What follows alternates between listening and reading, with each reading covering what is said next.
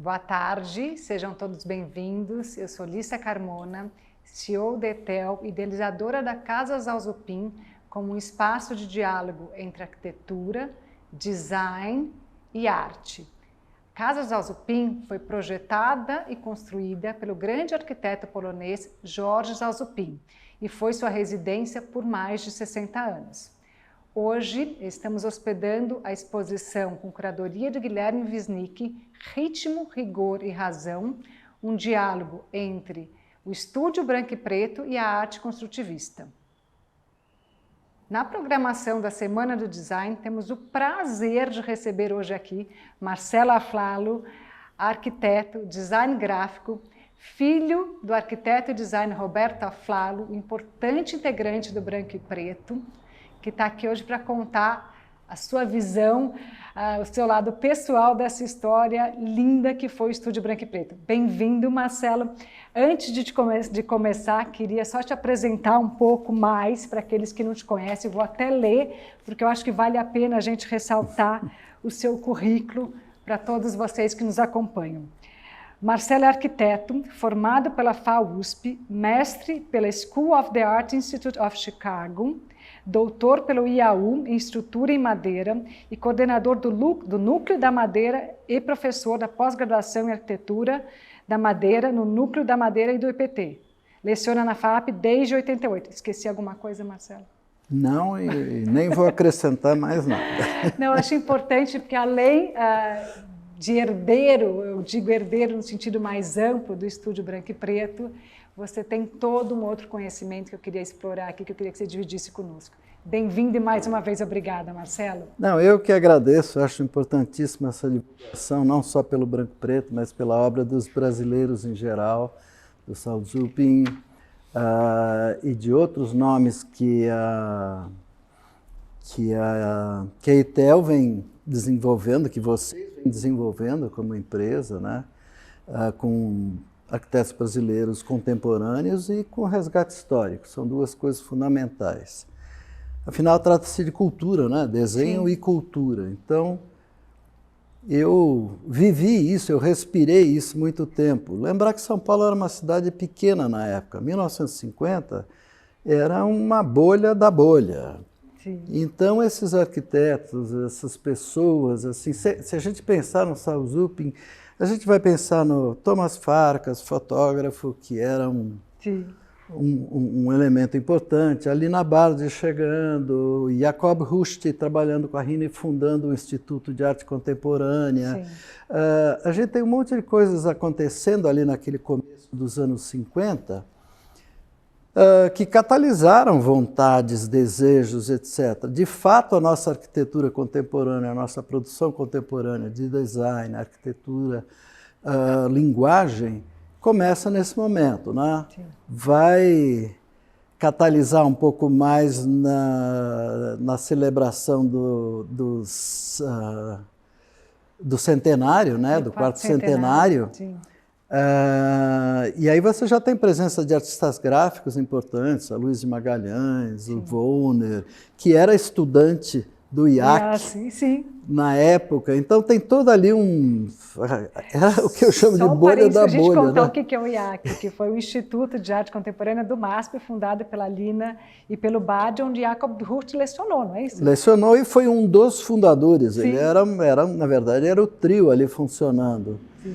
E aí, se a gente pegar o Maluf, que desenhou o primeiro pôster da Bienal, e a fotografia, o Clube Bandeirantes de Cine Clube Bandeirantes de Fotografia. Que até um pouco é um paralelo com o propósito da Casa Zalzupin hoje, que é dessa união que você viveu dentro da sua casa, com seu pai, com o Jakob Rust, com todo mundo ligado para o IAC, ligado à Bienal, todos eles participaram da Bienal.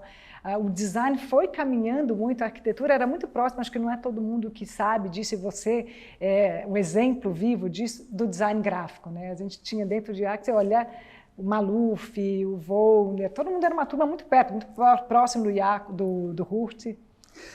E essa coisa estava dentro de casa, permeava. Meu pai tinha um grande amigo na época que era o dono da Galeria Astreia, que era o Stefan Geierhahn, um austríaco, que tinha a Galeria Astreia e a livraria Editora Cosmos, no centro da cidade. Sim. Era onde chegavam os livros interessantes. Uhum. E eu me lembro que uma das primeiras coisas que eu fiz, quando meu pai me levava à cidade por algum motivo, a gente ia de lotação ou de bonde. Sim. E era uma coisa incrível, descer do bonde e dar no edifício Metrópole, onde ficava a galeria e editora. Ele me levava para almoçar de vez em quando lá. E as primeiras aquisições que eu fiz na minha vida foram livros. Porque a gente ia nessa livraria e pirava, era uma coisa incrível, aqueles livros, aquela coisa, e ao mesmo tempo tinha a galeria do lado com o que tinha naquele momento. Então era difícil não respirar essas coisas. Sim. Há momentos de fusão, por exemplo, tem um desenho de cadeira do meu pai que se confunde com o desenho do Geraldo de Barros, são muito próximas, as diferenças são mínimas em alguns detalhes. A do meu pai não tinha uma barra que a do Geraldo tinha, a do meu pai tinha um encosto inclinado, do Geraldo tinha um encosto reto, tinha umas sutilezas assim, que eram coisas que apareceram no mesmo momento. Lembrar que meu pai começou meio a carreira dele dentro dessa coisa do mobiliário, fazendo móveis para terceiros. Sim, no ambiente. Na verdade, o seu pai, eu acho que vale a pena a gente ressaltar, Roberto Aflalo, ele era o mais designer de todos, né? O que tinha um contato, se eu não estou enganada, mais próximo com design de mobiliário, eu digo, porque ele já fazia isso. A mesa, até a mesa-aranha que está aqui presente na exposição, ela é anterior até ao Branco e Preto. Foi um desenho que ele trouxe para o grupo Branco e Preto. Então, pelo menos os relatos que se tem dos documentos, é aquele que tinha maior experiência prévia do design de mobiliário. Sim, de desenho, de transposição do desenho para o papel, de escala, de espessuras, de domínio da matéria-prima. E uma das primeiras experiências dele foi copiar a tripolina para o... para o ambiente, e eu tenho essa estrutura até hoje, a estrutura de ferro original, que foi a cópia para trazer ela para cá. A cópia melhorada, porque segundo o seu pai, ele mandou uma carta para lá dizendo, olha, a gente sabe fazer tão bem, que tal a gente ter a reedição. Andou mexendo, vamos dizer que o Ferrari e Hardoi lá, a dupla não gostou. Mas enfim, era o começo de tudo, né? Sim. Era um começo em que os arquitetos tinham uma dificuldade enorme para decorar, para colocar mobiliário que correspondesse à arquitetura da época. Sim. Eles começaram a produzir uma arquitetura moderna, mas não tinham um ambiente moderno. Sim. Como que você sentia dentro de casa, Marcelo? O seu pai pertencia ao grupo do Branco e Preto, e pertencia a esse grupo que não era ligado à USP, a corrente do Artigas, essa corrente do Outra Maneira, e eles tiveram essa liberdade, e ao mesmo tempo também dentro do Mackenzie, eles tinham uma visão um pouco contrária do Cristiano, a corrente toda que ele trazia, eles puderam pensar numa arquitetura moderna, completa, numa arquitetura total. Como era esse entusiasmo dentro de casa, dele criar mobiliário, dele saber que ele estava fazendo uma coisa um pouco diferente do que estava acontecendo tanto em São Paulo, na USP, quanto no Rio de Janeiro, com a Escola Carioca, com o Niemeyer? Tinha esse outro caminho? Tinha essa percepção de ser diferente? Acho que não. Isso não era um fator ali decisivo para nada. Eles nunca foram ideológicos. Eles bebiam de muitas fontes ao mesmo tempo. Sim. Meu pai era misiano até o pescoço, mas ao mesmo tempo era haitiano. Como é que você podia ser misiano e haitiano ao mesmo tempo? Essas contradições estavam ali, faziam parte da cultura desses caras. O Miguel Forte era Frank Lloyd Wright na veia. Os dois, o Jacó e o Miguel, fizeram a peregrinação, foram na Taliesin, foram lá, eles fizeram uma peregrinação, era uma coisa de vamos à Meca, vamos à Meca. Então tinha essa coisa muito forte. Mas não é uma coisa ideológica, de posicionamento, uma coisa radical, não tinha um viés político, nunca tiveram. Na verdade, eles tinham uma visão... A arte não era uma teoria para eles, a arte era uma prática. Sim. E era uma prática total, né? Porque eles pensavam a arquitetura e o mobiliário em si, mas foram os primeiros a pensar. Tinha outras, mas como arquitetos, eu imagino que foi o primeiro organizadamente a pensar na produção de mobiliário, não? Exato. E um pouco dentro desse rastro, né? Quer dizer, as referências arquitetônicas dele, que é muito mais do Neutra e de outros arquitetos dessa época, misturados com Wright, assim, produziu uma arquitetura muito próxima do que se fazia nos subúrbios americanos, tendendo a uma horizontalidade, uma coisa meio prairie house, assim. Sim. Ao mesmo tempo que era Neutra, era Wright nesse sentido da horizontalidade, beirais longos integrados com a estrutura, etc., que vão se manifestar nos móveis. Isso a gente pode até falar mais para frente, mas o fato é que sempre existiu uma correlação entre o produto arquitetônico e o mobiliário. Sim. Enquanto o Jacot olhava para o desenho, e as influências dele eram o Harry McCobb lá, com Sim. aqueles projetos mais ondulados, curvas suaves, etc. Uhum. Os arquitetos mesmo do grupo, Sim. que era mais o Milan e talvez mais a Flau, já olhavam para estruturas, já Sim. olhavam para a arquitetura. Os móveis deles são vigas.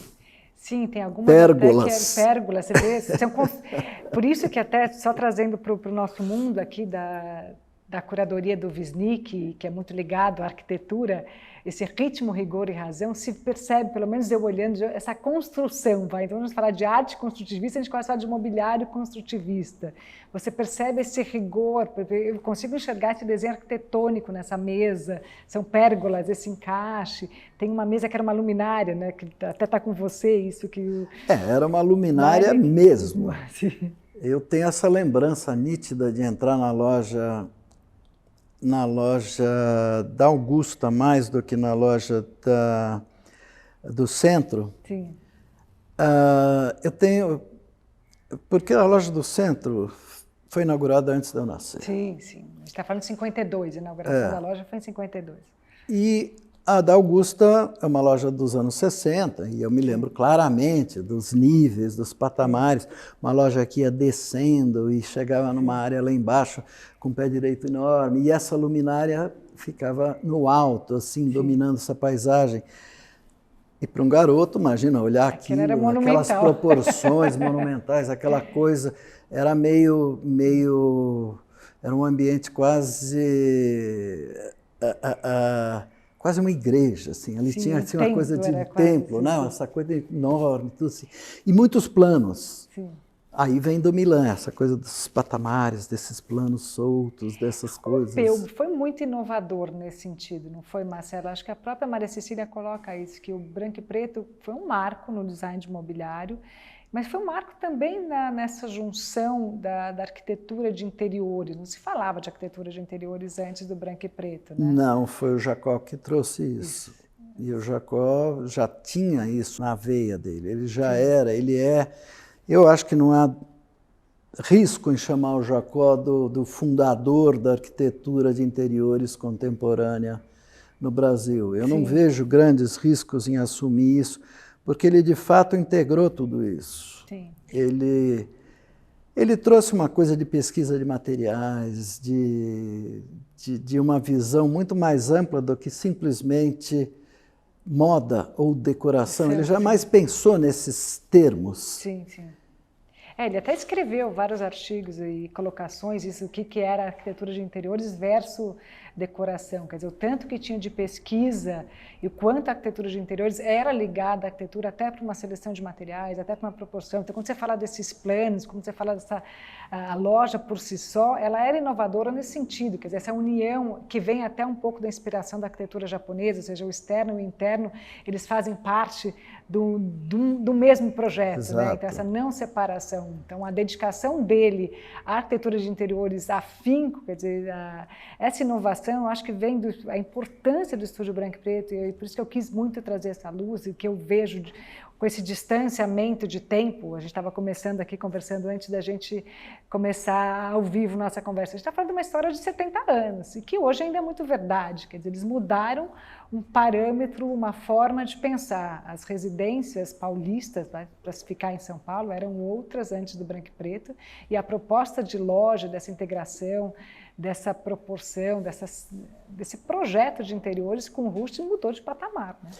Mudou, e você vê que a adesão dos arquitetos foi muito grande. Se você pegar a Rino Leve enchendo a casa de móveis do branco e preto e do terreiro, sim, misturados, a adesão dos arquitetos para esse tipo de mobiliário e para esse tipo de espaço, sim, a representação desse espaço, né, esse espaço mais vazado, quer dizer, o móvel passa a ter 4 faces. Ele não é mais um móvel de encostar na parede, ele já não é mais um ambiente periférico, ele é um ambiente central. Sim.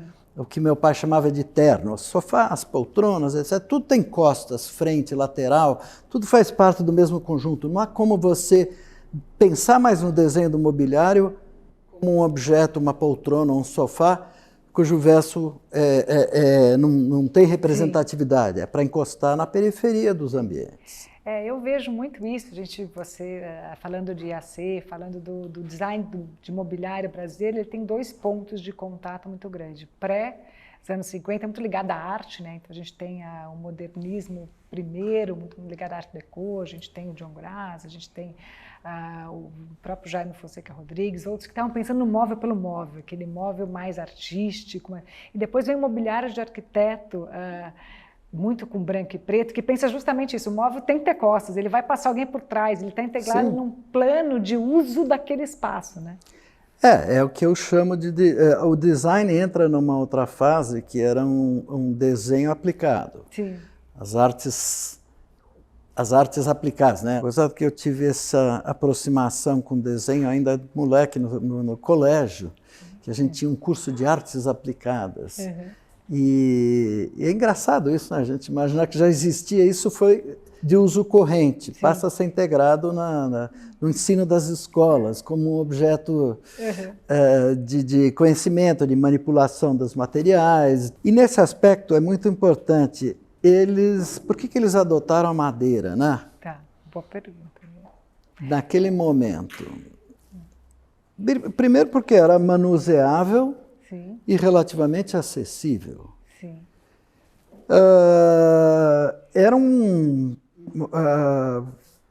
E porque eles tinham uma mão de obra adequada naquele momento que veio de fora. Sim, uma mão de obra que... marceneiros, os artesãos que eram europeus. Espirraram depois da Segunda Guerra, né, emigraram para o Brasil.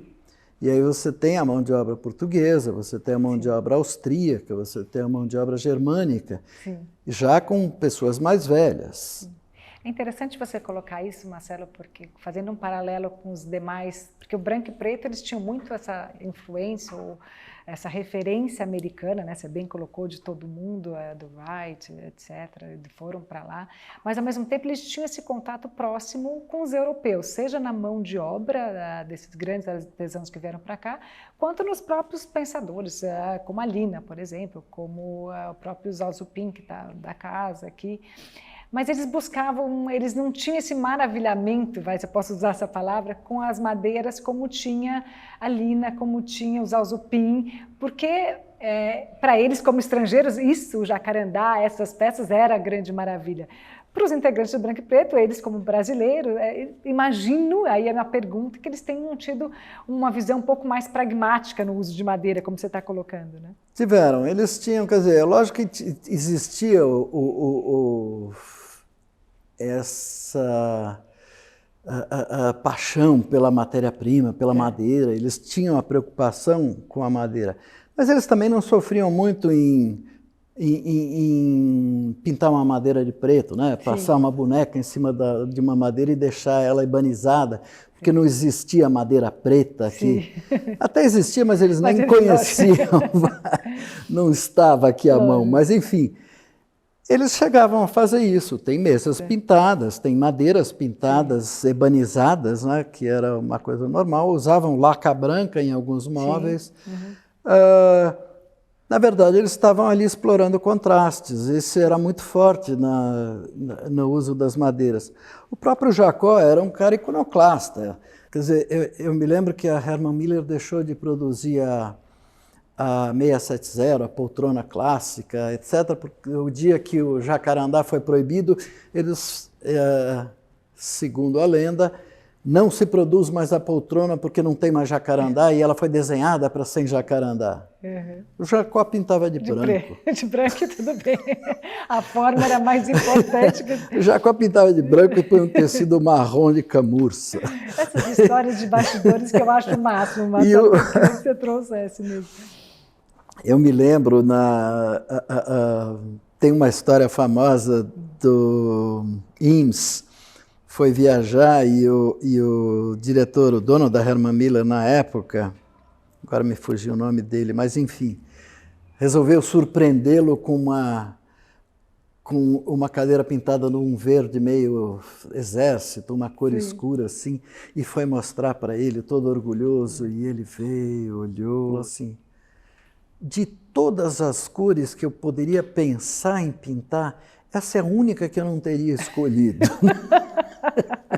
Então, tinha uma coisa de rigor, de coisa, só podia ser assim, só podia ser assado. E eu acho que essa geração não, eles experimentaram mais, eles corriam riscos. Sim, isso é verdade. Paciência, sei lá, às vezes dá certo, às vezes não dá certo. Eu acho que até o próprio risco, o estúdio Branco e Preto, a abertura da loja era algo inovador, era um risco, eram arquitetos que se juntaram, não é que o seu pai tinha alguma experiência, trabalhava com ambiente, tudo, já tinha mais contato com a produção, mas eu entendo, imagino que os demais não, eles tinham a vontade de empreender, de criar algo diferente, né? Eu acho correr risco um pouco. A pergunta era por que não, né? Sim. Já que não tem... E tinha um pouco isso que eu acho que a gente não vê tanto nos dias de hoje, essa sensação de que não tem, vou criar algo diferente. Não tinha referência, sim, eles viajaram, foram, mas eles até colocaram uma frase, acho que foi o Jacob Hurst que colocou, que aqui eles queriam fazer móveis verdadeiramente contemporâneos, né? Na época eles diziam que eram contemporâneos, não como que estava acontecendo no Rio de Janeiro, que era um pseudo-moderno, criticando um pouco o terreiro, dizendo que eles estavam à frente, que eles estavam fazendo algo mais moderno, né, mais avant-garde. É possível, porque o terreiro ainda tinha uma coisa estilística por trás deles, por trás da produção dele, e o Branco e Preto não tinha necessariamente uma visão estilística. Uhum. Ou seja, não é o estilo Branco e Preto. Eles eram capazes de modificar, reeditar, repensar, etc. Enquanto tivesse uma proposição. Então, olhando os croquis que a gente separou, mesmo os que estão presentes, que o Guilherme separou 2 desses croquis, a gente pode olhar que tem uma hora que eles estão fazendo lá uma cadeira de encosto alto, uma espaldar estranha, etc. Eu olhava aquilo, quando eu peguei esse material, assim, pela primeira vez, aquele gavetão de croquis, eu falava, nossa, da onde que eles tiraram isso, né? Não associo isso. Com branco e preto. Mas eles pensaram nisso, por que não? Eles tentaram. Eu acho que tem, assim, no meu ponto de vista, com a distância, com tudo que eu acabo pesquisando, eu vejo que são 2 correntes também muito diferentes. É um pouco o que você colocou. O terreiro ainda estava naquele passado de móvel artista, móvel arte. Ele era artista. O background, a essência dele era isso. Então ele estava pensando no móvel pelo móvel. A parte que o Branco e Preto, enquanto um grupo de arquitetos que estava tentando resolver um problema de ambientação, para mim é muito mais a composição, é um pouco nisso que você está dizendo, até dos croquis. Eles racionalizavam, iam móvel arquitetônico, isso é uma pérgola, é uma estrutura, ao passo que não um móvel, por exemplo, ostentoso, como poderia ser, pode até ter pensado, mas acabava que a estética deles, essa linha arquitetônica prevalecia, né? Sim, prevalecia. Assim como a Lina, por exemplo, sempre foi buscar no folclore, sempre foi buscar nas referências populares o elemento estético dela e o princípio. Mas a construção se aproximava da construção deles. Sim. É uma construção mais estruturada, mais arquitetônica, mais proporcionada. As ligações são ligações típicas do material. você não tem uma forçada de barra assim, entre metal e madeira. Os dois participam igualmente. O pé solto do tampo, que estrutura. Então, eles têm essa noção clara da conexão entre materiais e de quando você usa o material, qual é a melhor ligação do próprio material. Sim. Ali não conseguia fazer uma poltrona maravilhosa com ferro dobrado de obra. Sim. E isso nisso tinha quase uma mágica ali, né? Essa coisa do cara que dobra balãozinho assoprado e vira cachorrinho, sabe? Ali não tinha um pouco essa coisa. Mas eles eram mais racionais. Sim. E aí ficavam... possivelmente eles passavam horas discutindo quanto a viga debaixo do tampo da mesa de ripa saía para fora. Sim. Se saía uma ripa e meia. É capaz de eles ficarem semanas discutindo esse tipo de coisa. Tem até um ponto interessante que eu queria que você contasse, uma particularidade do Branco e Preto. Quem mais discutia, ou quem mais era o autor final do projeto, nomeava a peça, não é isso? Como era a MF5, por exemplo, aquela poltrona icônica sua ali. Da onde vem essa sigla? Conta pra gente. Eu sei, mas você vai contar. Em geral, você tinha esse acordo. Tudo era branco e preto, mas eles se permitiam colocar as iniciais dos autores. Então, você tinha Milan Forte, sim, era o MF. Sim. O R vinha de Rust. Uhum. Mas também tinham móveis, como essas mesas aqui, que são a Flalo na veia. Sim. Mas elas não foram chamadas de mesa duas cores, mesa de ripas, etc. Não chegaram a adotar siglas. Sim. As siglas ficaram mais naquelas primeiras 3, 4 peças, né? Sim. Depois tem a de madeirinha lá, que é a... R3, né? R3, acho que é só... R3, que tem mais referências do meu pai, sim, que é o R de Roberto e já não é de Rust. Então era difícil a gente misturar as coisas. Não, eu falo, não dá para seguir.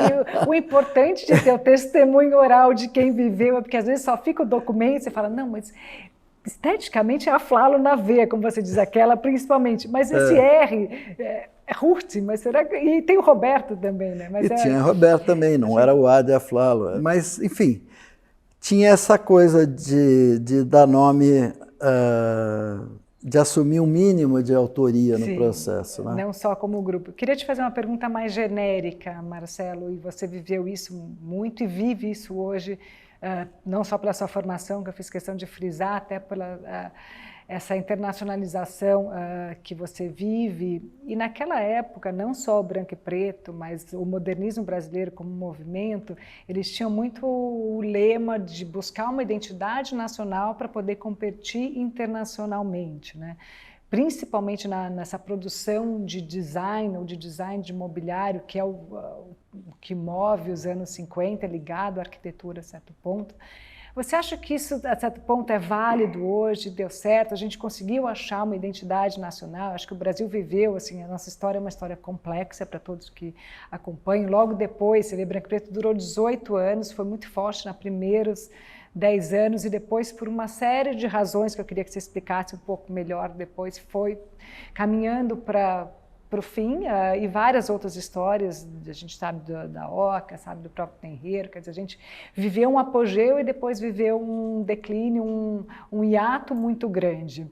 E hoje esse modernismo foi redescoberto no mundo todo. Então, através do nosso trabalho com o Tetel, mas o seu muito de ter vivido, ter trabalhado, ter esse contato muito forte com todos esses lugares fora do Brasil, a gente leva a nossa história, que foi uma história grandiosa e particular. A gente foi reconhecido naquela época, né? Todos os grandes arquitetos estavam aqui.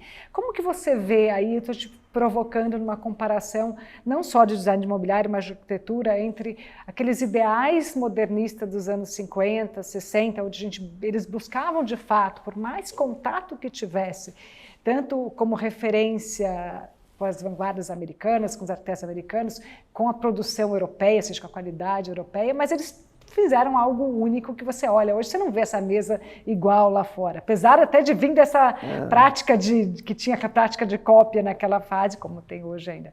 Me passa um pouco a sua opinião, como você vê isso. Eu não consigo lembrar de em nenhum momento deles terem essa pretensão, deles serem pretensiosos a esse ponto de quererem deixar uma marca na história global e etc, etc, nem tinham consciência disso. Tanto é verdade que meu pai, quando construiu a casa dele finalmente fez uma casa como ele gostaria de fazer. Não, ele sempre morou em casas que ele fez. A primeira casa era quase um conjunto habitacional do Banco Lar Brasileiro,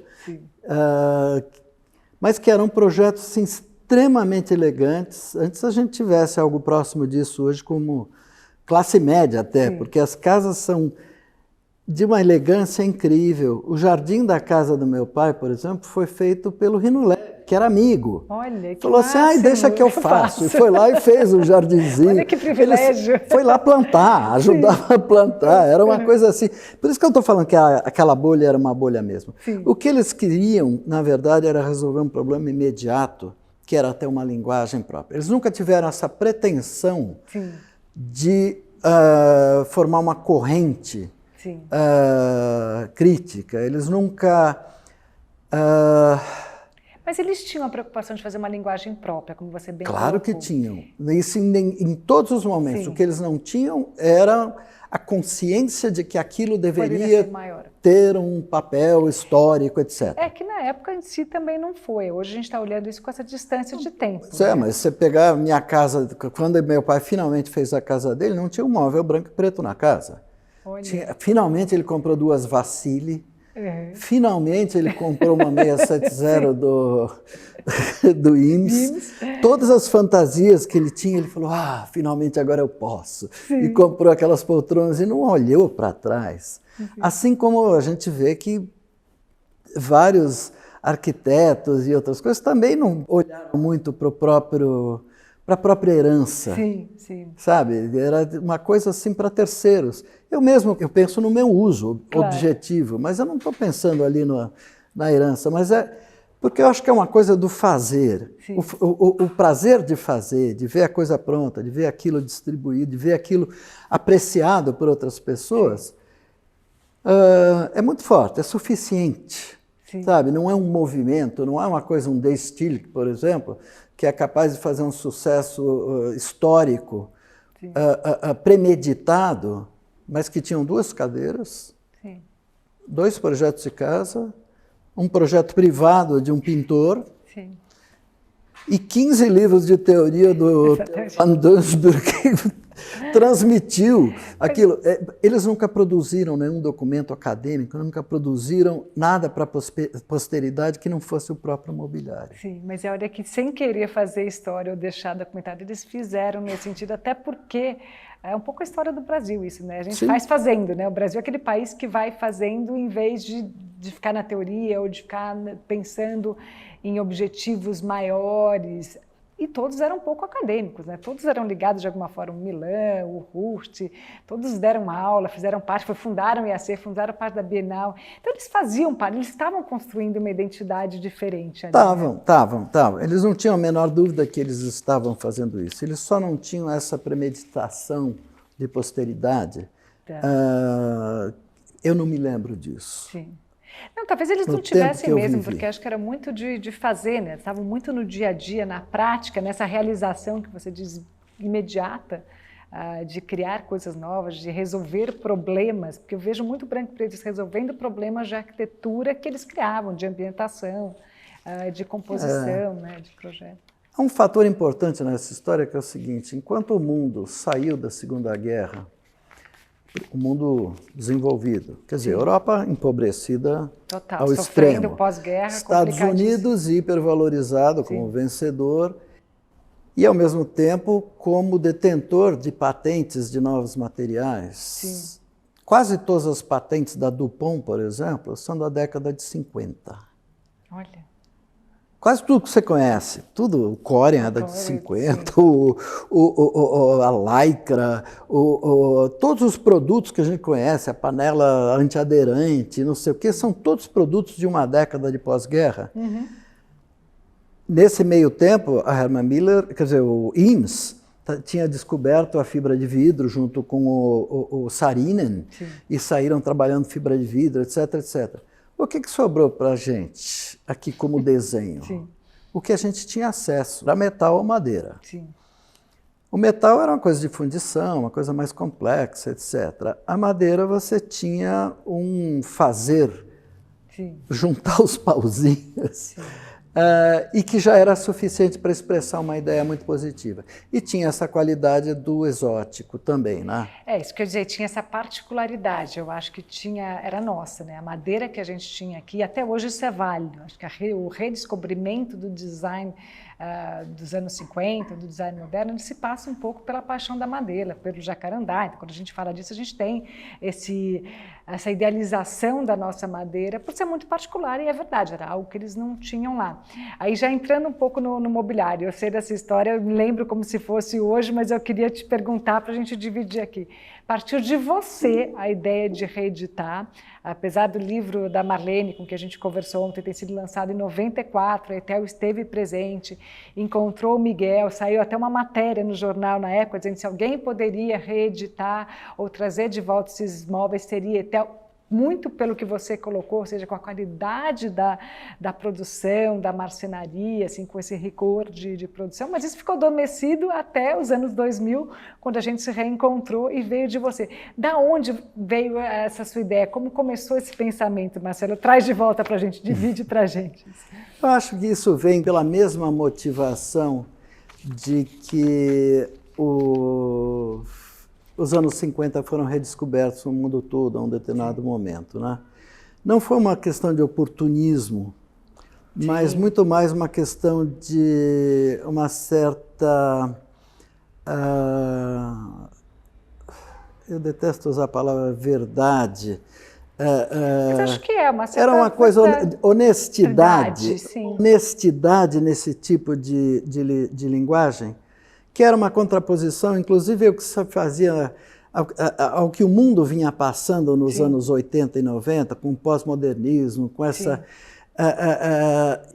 e que o mobiliário virou quase que uma piada. O mobiliário era um comentário. Sim, era quase uma piada mesmo. Tinha essas provocações que o mobiliário quase não era para sentar, não era para ver. Tinha aquelas mesas com bituca de cigarro, tinha uma estética... poltronas que tudo torcia e não sei o quê. Exatamente. E, de repente, você vem para um negócio que tinha uma honestidade, uma clareza, um papel muito claro na configuração do ambiente, na própria construção, em toda a cadeia, né? Existia uma honestidade em toda a cadeia. Quem fez, de onde veio, coisas que não aparecem no mobiliário contemporâneo do final dos 90, que era um troço meio...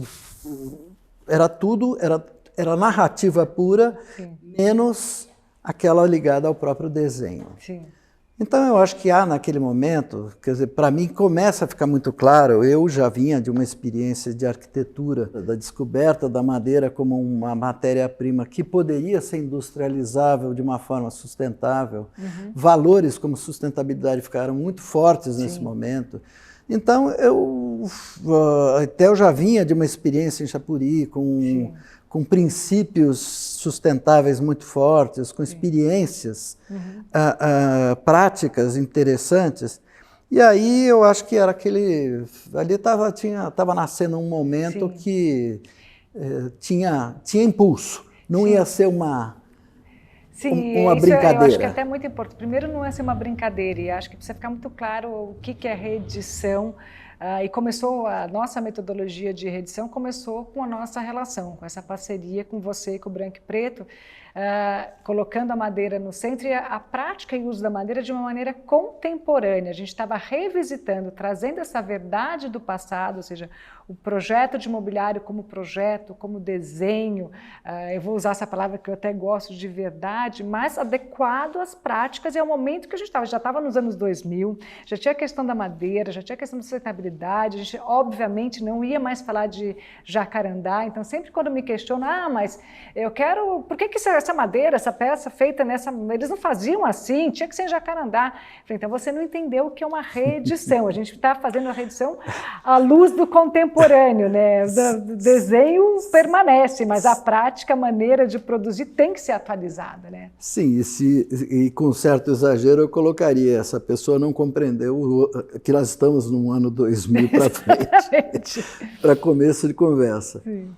A gente aprende todo dia sobre madeira. O meu envolvimento com madeira cresceu absurdamente nos últimos 20 anos, a ponto de eu estar atualizadíssimo com todas as situações e participar nesses últimos 2 anos de pandemia. A gente acabou forçado a participar de chamadas com gente que a gente jamais esperaria, né? Então, a gente participar de um call assim que tem a líder comunitária dos produtores familiares de madeira do Acre. Sim. E ouvir o lado dela dizendo, pô, a gente tem a nossa madeira, a gente é forçado a derrubar certas espécies que a gente sabe que não deveria estar derrubando. Sim. Porque os madeireiros e os compradores vêm aqui atrás daquelas madeiras marca. Sim. Eu quero aquelas 5. Exatamente. As 5.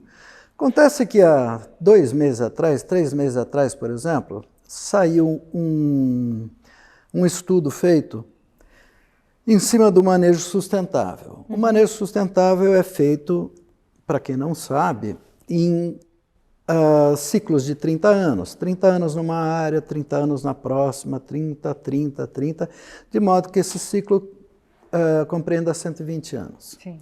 Como a gente encerrou o primeiro ciclo de 30 anos desde que o manejo sustentável foi implantado, já dá para ter uma ideia de recuperação ambiental. Eles estão no segundo talhão, o primeiro talhão está lá, já tem uma certa amostragem. E essa amostragem foi assustadora. O IP se recupera sozinho somente 16%, ou seja, derrubou 100 árvores, nasce 16. Você não vai ter essa recuperação mais. Sim. Com o cumaru, em torno de 60%. Uhum. O jatobá é o único que se recuperou acima dos 100% em 120 anos. Tá. A grande maioria das madeiras não se recupera nesse ciclo. Ao mesmo tempo, as chamadas madeiras brancas, que são as madeiras de densidade média, elas acabam não tendo valor comercial e vão ser queimadas, devolver CO2 quer dizer, vão ter um uso secundário que é inaceitável, né? Nos dias de hoje, totalmente, né? É uma coisa assim. Então a gente precisa fazer um trabalho muito grande de compreensão do que significa a floresta em todo, como é que ela se recupera, quais são os mecanismos de recuperação, até onde a gente consegue interferir, recuperar as grandes manchas florestais e, com isso, já programar a cabeça de quem compra madeira para comprar madeira pelo que ela é, é que nem comprar fruta da época. Não, eu quero morango desse tamanho o ano inteiro. Não vai ter. Tá bom, vai ter as custas químicas. Mas esse é o desafio, e aí que eu acho a importância também das reedições. Na hora que você traz um móvel com essa composição, com essa beleza de projeto, para falar disso, para falar da questão de hoje, dos anos 2021, que madeira que a gente tem que usar? Por que da sucupira? A sucupira era esquecida na época, talvez não fosse a madeira que eles usavam, mas era a madeira da época, da estação. A madeira certificada, para quem não sabe, é isso, não é o que você quer, é o que você tem, é o que você vai colher, é o que está disponível. E também entrar com, acho que um outro capítulo, além da madeira certificada, eu queria te ouvir, eu queria passar do passado para o presente, ou seja, passar do branco e preto para a sua expertise em madeira, a gente repensar o futuro disso, quer dizer, madeiras caídas, madeiras às vezes de chuva que vem. A gente tem feito um trabalho super bacana de a gente nunca, desde a hora zero até reaproveita cada centímetro, cada pedacinho, a serragem, o pó, recompor essas madeiras com outras coisas, porque a gente vem aí, os designers brasileiros, a história do Brasil é uma história de abundância, mas se você está colocando claramente, brilhantemente os resultados científicos desse estudo, não é bem assim, a gente tem que pensar um mundo diferente, né? Em primeiro lugar, não há verdades absolutas. Sim. Então não adianta nem pregar uma verdade absoluta, adianta a gente falar, olha, no momento a evidência é essa. Uhum. Então é esse assunto. A vacina é a mesma coisa. A evidência mostra isso. Por que você vai contra as evidências? No momento em que você tiver uma evidência diferente, você parte para uma outra processo. Sim. Então, quando olhar para o branco e preto, por exemplo, eu acho importante olhar as coisas que eram significativas na linguagem. Sim. O contraste entre duas madeiras diferentes numa mesma peça. Acho que vale até pequenas experiências, você experimentar o pé mais escuro na mesa do ripado para levantar o ripado. Sim. E ver o que acontece, porque eles fizeram essa experiência. Sim. Há uma mesa em que eles têm o ripado mais claro e a estrutura de baixo é mais escura. Isso aconteceu numa peça. Sim. Então é possível você transpor aquele pensamento de uma peça para outra e ver o que dá. Se eles tivessem continuado, é possível que eles tivessem evoluído nesse caminho. Sim. Então, eu não acho que a reedição significa a cópia. A reprodução ela significa compreender e valorizar os princípios originais do projeto e da cultura daquele projeto. Isso é muito importante que você está falando, Marcelo, porque é isso que a gente coloca sempre e explica, não só para o brasileiro, como para o mundo. O que é a reedição hoje? É isso, é compreender, e por isso é muito importante a proximidade com as fontes primárias, com a família. Então, eu fiz questão de dizer, foi você que trouxe isso e esse entendimento. Quer dizer, tem que entenderem os valores, o que eles pensavam. E se eles tivessem continuado? Para onde ia o desenvolvimento da linguagem, dos valores, e trazer isso para a produção de hoje. E é muito importante essas histórias permaneçam vivas como linguagem atuais. Então, acho que como um entendimento do que foi o passado, mas atualizando para o contemporâneo. Diante disso, o que você vê como família, como pertencente a esse mundo do lado pessoal e do lado profissional como arquiteto, a maior contribuição, o maior legado do Estúdio Branco e Preto para a arquitetura e para o design de mobiliário brasileiro? Você como arquiteto e como designer, e como filho. Puxa. Difícil, né? Não, pergunta para o final. Que nem aquelas perguntas do Marcelo Taz. Marcelo Taz lá no... Sim. O que é a vida? Pergunta existencial, quase assim. Mas de uma maneira assim, muito simples, que acho que eu vejo assim, a minha... Olha, eu acho que o primeiro legado é o risco. Sim. A arquitetura para esses arquitetos sempre foi um processo de pesquisa. Sim. Ela não é um fim em si. Hoje, quando eu ensino, eu procuro pegar arquitetos como Peter Zumthor, como Kengo Kuma, como Renzo Piano, que são arquitetos, são estúdios que pesquisam. Sim. Eles evoluem de um projeto para o outro. Renzo Piano vem estudando a iluminação indireta em galerias desde o primeiro projeto que ele fez, a Byler Foundation, em Basel. Sim. Ele vem reciclando esse negócio e mudando e etc. Ele já passou por 15 variações sobre o tema. Quando você pega o prédio dele lá em Dallas, Fort Worth, sim, que é a expansão do prédio do Louis Kahn, lá do Kimball Museum, já é um outro princípio indireto baseado no mesmo, só que agora já não é mais assim, é longitudinal. E ele vai evoluindo aquilo com maquetes, com protótipos, com ensaios em câmara de ensaios, sim, mesmo, né? Com protótipos em escala, etc., túnel de vento e outras coisas desse tipo.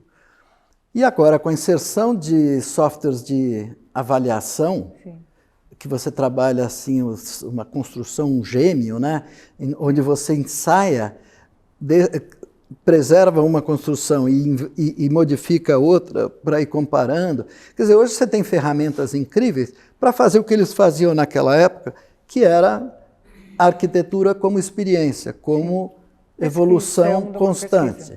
É o projeto como pesquisa. Sim, sim. Isso, eu diria que esse talvez seja o maior legado dessa geração E essa geração inclui gente maluca, inclui Eduardo Longo mais para frente, inclui outros caras pirados aí. A gente precisa dos malucos também, sabe? E que eu acho que esse é o grande legado dessa cultura que eles tinham. Vamos aplicar isso em imóveis? Vamos aplicar isso não sei o quê? Vamos. Então tinha essa coisa.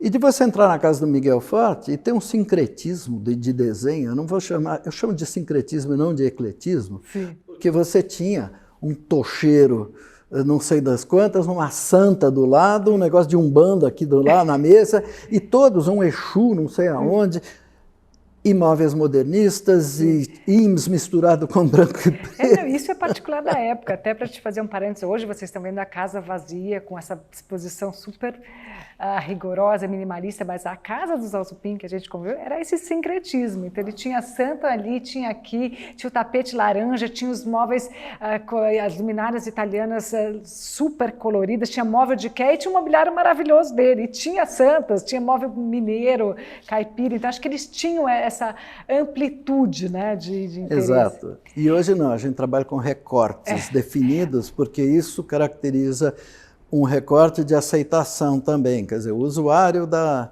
casa compra um recorte, um pacote completo para se definir como identidade. Ele não corre riscos. Eu vou terminar, Marcelo, com uma última pergunta, mas eu não vou resistir, já que você colocou nisso, e eu concordo 100%. Como você vê a arquitetura e o design brasileiros hoje, contemporâneo, posto que naquela época que eu admiro tanto, e admiro por esse motivo, quer dizer, eu vejo isso, essa pesquisa, quer dizer, eu vejo essa profundidade.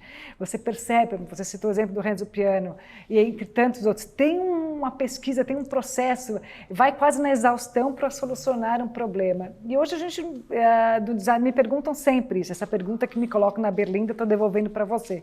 Então você vê como design contemporâneo, tem futuro, o Brasil tem pós-modernismo, quer dizer, a gente vai conseguir ser grande de novo. Eu me questiono um pouco essa parte muito de profundidade. Como é para você? Como você vê o futuro? Eu vou ser duro. Pode ser. Eu acho que nós estamos, do ponto de vista conceitual, no fundo do poço. Nós não estamos produzindo nada que seja significativo. Eu consigo olhar para alguns arquitetos que fizeram algumas experiências recentes e são muito interessantes. Prefiro não citar nomes agora aqui, mas mas você conta nos dedos de uma mão. O que nós temos, a arquitetura hoje que está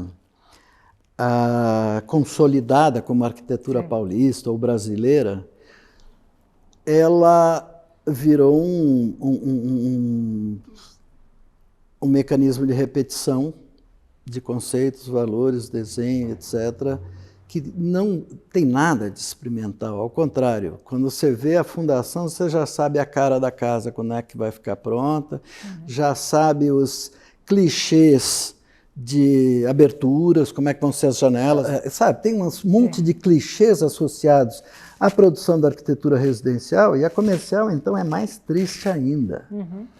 Eu tenho feito alguns estudos, alguns levantamentos aí, com escritórios. O mercado imobiliário chega a introduzir dentro do BIM, que é o Building Information, que é o processo de administração de todas as informações que representam a arquitetura hoje.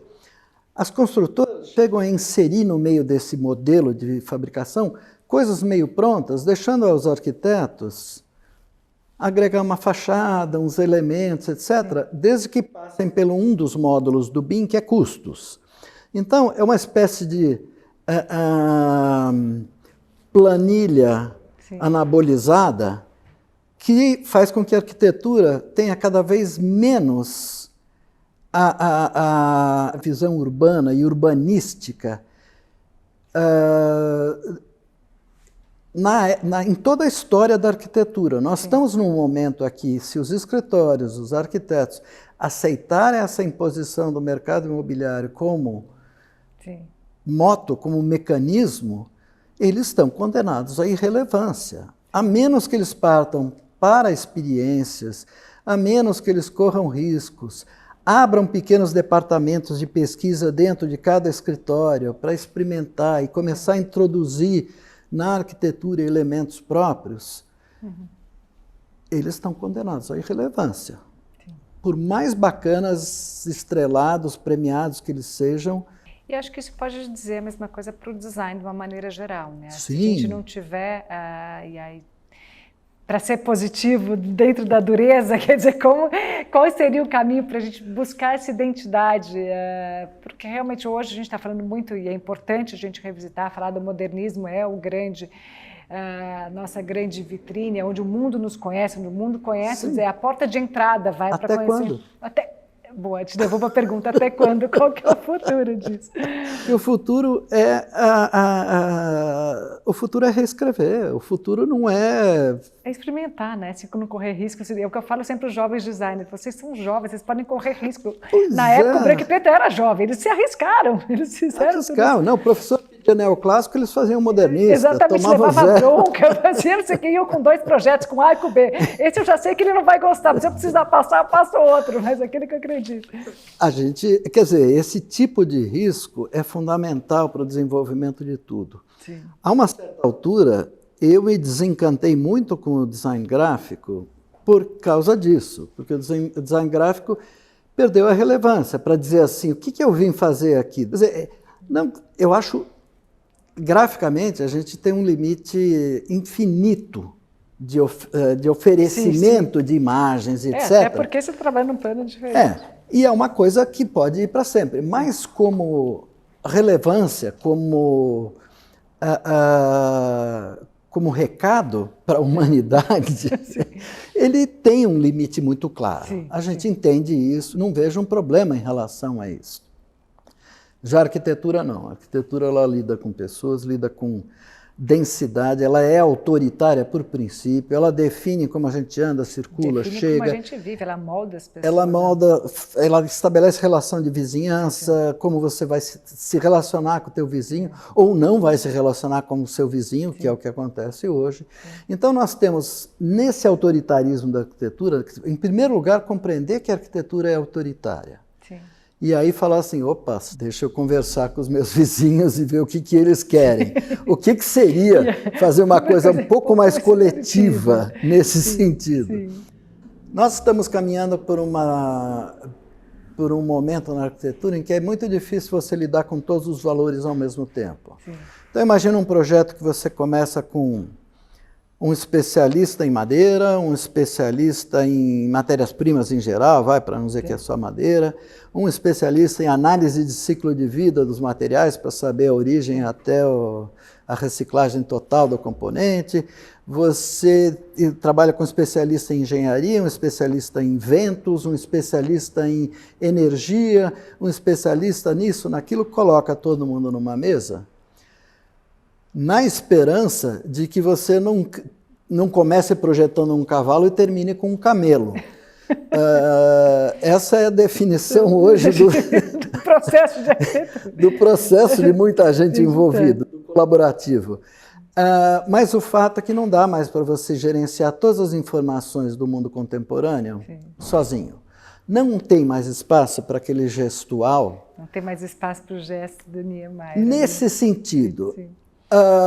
Eu acho que existe espaço para o autoral em certas escalas, mas passou de uma escala para outra, o autoral obrigatoriamente vai virar coletivo. Sim. E não há problema nisso, não há um erro. Eu acho que é isso, na verdade, assim, para a gente terminar, que eu acho que a gente está com o tempo estourado aí, para a GG você coordena, vou pegar essa frase sua, que é importante, o autoral, ele virou coletivo. Não tem problema ser coletivo, ele até deve ser coletivo. Acho que esse é o momento que a gente vive hoje, em 2021. Quer dizer, a gente tem espaço para o autoral desde que ele seja coletivo, que ele pelo menos interaja, né? Não tem aquele isolacionismo. Não se faz nada sozinho, né, Marcelo? Mais uma vez, obrigada. A gente poderia falar horas aqui, é difícil me despedir de você. A conversa é maravilhosa. Assunto não falta. Tem tanto assunto, eu nem fiz metade das perguntas que eu tinha aqui, mas foi ótimo. Obrigada, Marcelo, obrigada mesmo. Foi um prazer. É sempre uma delícia. É uma delícia mesmo. Obrigada, gente.